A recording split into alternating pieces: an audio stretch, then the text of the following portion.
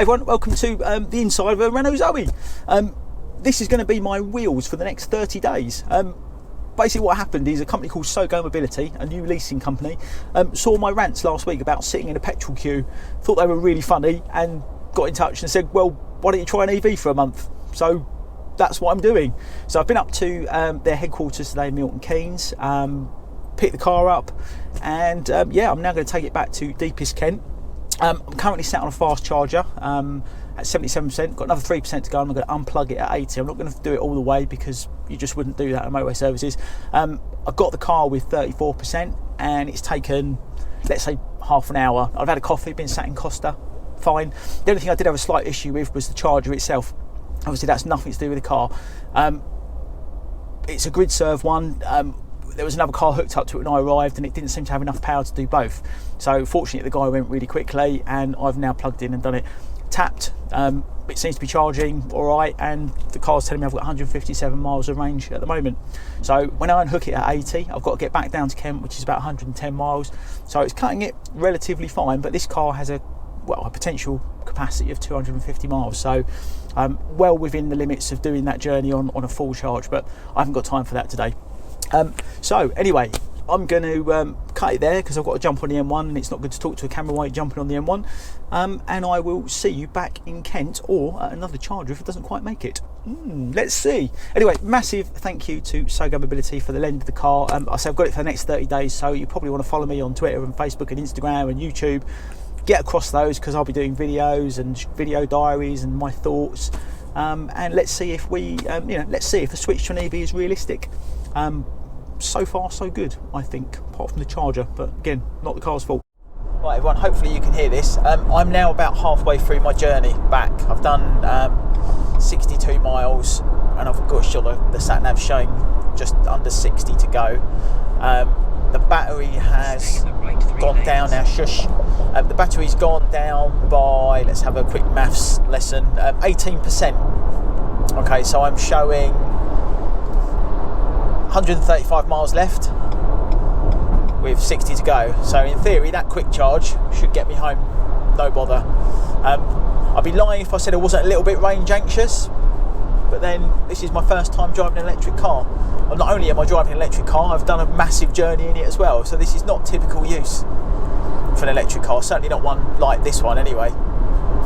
So far so good. The car is lovely to drive.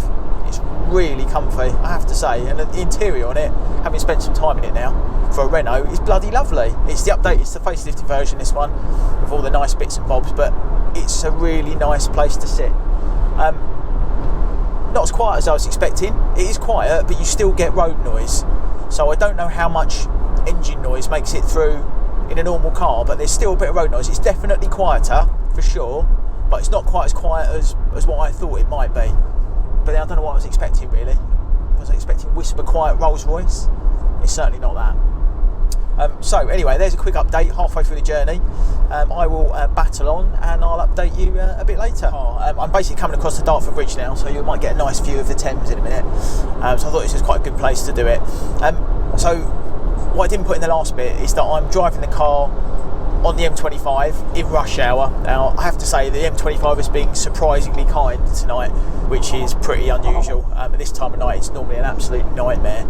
But anyway, I've got the aircon on, set to 18, got the radio on. This car's got a big like touchscreen sat nav thing. I'm also charging my phone, and it's got various other bits and bobs that are electric working. So I am using the car like it kind of normally would really. Best bit about the electric cars, I'm going downhill now over the Dartford Bridge and it's charging itself as I do it. Don't know how many miles it's putting in, but how brilliant is that? Free power. So I'm not even going to touch the accelerator as I go down here. It can charge itself up. Let's see how many miles it adds. So I'm at 116 now. Let's see what it adds. Probably won't add anything, but it probably won't use anything either, which is pretty cool because of the regenerative braking on these. So yeah, so my plan now, actually, I've changed my plan a little bit. I'm going to try and stop at Blue Water Shopping Centre because they have EV charging points there. I'm going to go and have a look, see if they're available, just because I'm up this way. I'm not up this way very often. Have a wee, because I've got the bladder of a 50-year-old after doing that journey with coffee.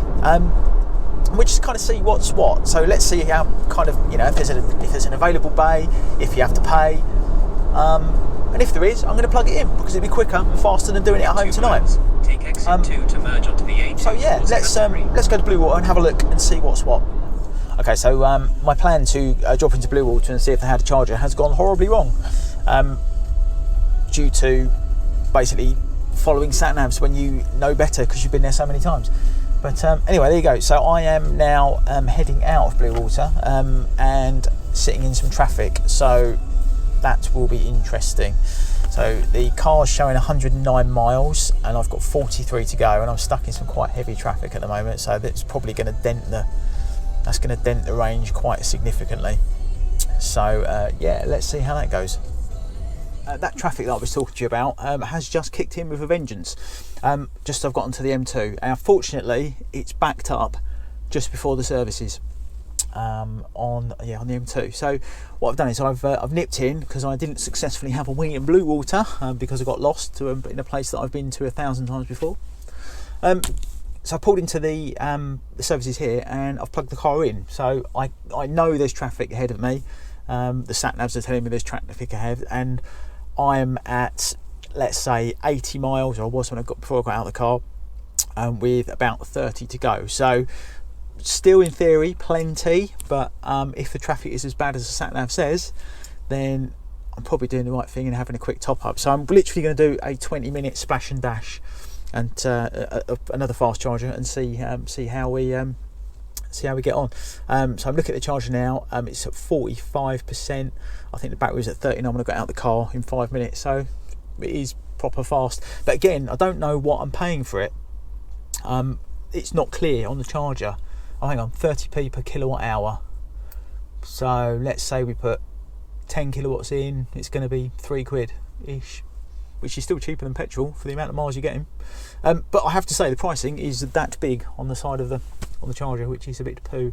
But anyway, there you go. So I'm just sitting having a quick splash and dash. Hopefully by the time I'm done that, the traffic would have cleared and I can make my way home. But okay guys, so the charger's just flicked over to 60%, so that's 21% in about 18 minutes, so not bad. And that's added 40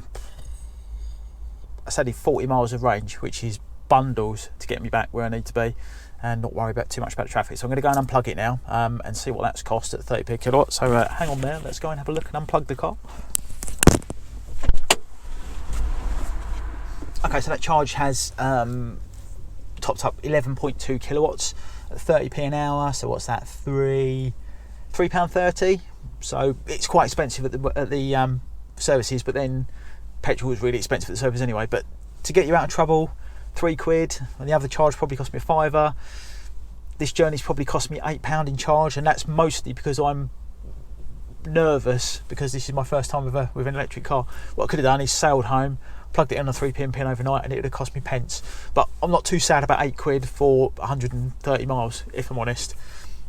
So yeah, so let's crack on with the rest of the journey, get home, and I'll share some more thoughts.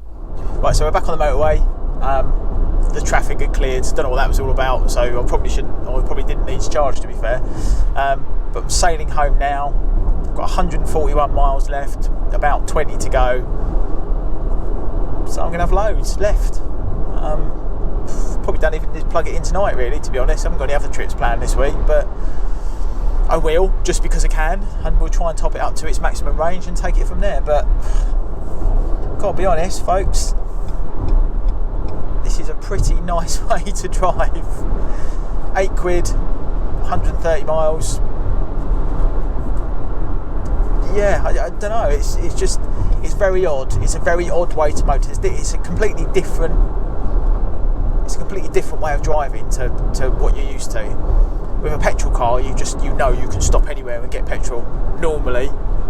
With one of these, you kind of have to think about it a little bit. But I picked the car up today with about 30% in the battery, but that's fine. I asked them for that, just so I got experience of having to use a charger and not having any choice in it, and that's what we've done. So a couple of quick splash and dashes have given me the range that I need to get home.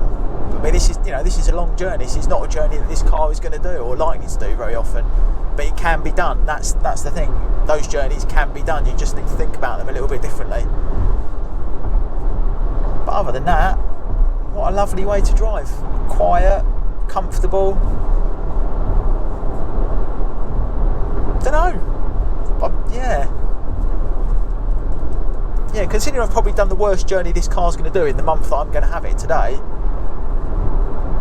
it's a pretty good start. So that's it. I'm basically home.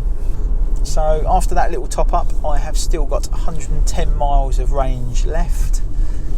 So I don't really need to charge it tonight because I'm not going anywhere particularly exciting this week. So I won't bother with that. And what I'll do is I'll do another video of how that goes when I plug it in, which will probably be tomorrow, day after. And we'll see how we get with that, because it's this car has got, they call it a granny charger, I found out. I'm not quite sure how that works. Poor granny. And that's basically a 3-pin plug, which is what most people will have. I'm pretty lucky that I've got a driveway, so it's no issue for me to use one of those. So yeah, there you go, home, drama free. Didn't run out of battery. Had to do a couple of splashes and dashes. Journey's probably cost me £8. This could very well be the future, you know.